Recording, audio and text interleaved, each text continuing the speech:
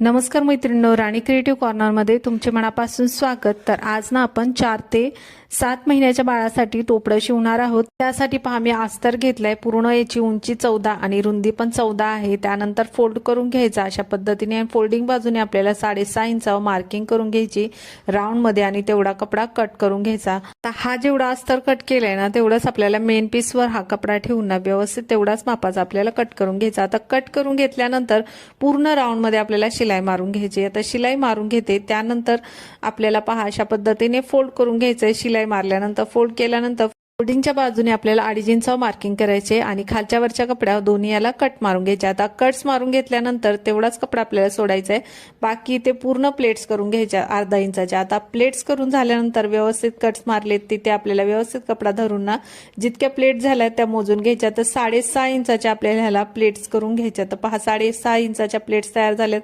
परत फोल्डिंग बाजूने मी 2.5 इंचावर मार्किंग केली, त्यानंतर क्रॉस मध्ये अशा पद्धतीने मार्किंग करून तेवढा कपडा कट करून घ्यायचा।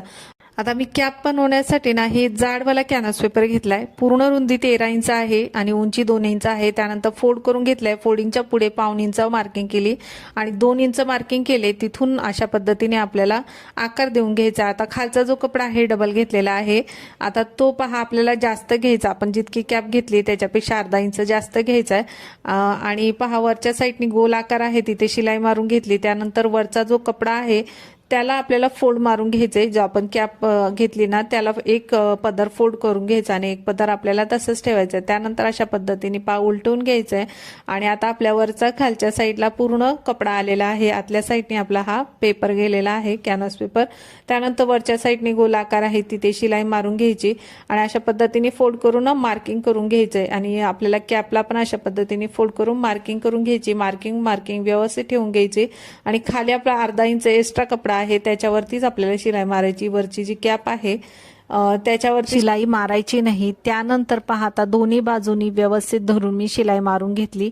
आता सरळ बाजूने आपल्याला ही पट्टी ना पलटी करून घ्यायची। जी कॅप आहे ती पलटी करून व्यवस्थित जिथे प्लेट्स आहेत त्याच्यावर व्यवस्थित ठेवून घ्यायची आणि पूर्ण ही कॅप आपल्याला ठेवून व्यवस्थित शिलाई मारून घ्यायची। अशा पद्धतीने आपल्याला ही कॅप लावून घ्यायची।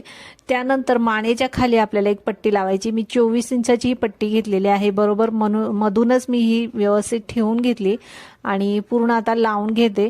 आता पूर्ण लावल्यानंतर ना व्यवस्थित फोल्ड करून आता त्याला मी पूर्ण शिलाई मारून घेतली। अशा पद्धतीने आपल्याला ही टोपी तयार करून घ्यायची। तर पहा याचा पूर्ण व्हिडिओ मी माझ्या चॅनेलवर टाकलेला आहे, तुम्ही त्याच्यावर पण जाऊन पाहू शकता।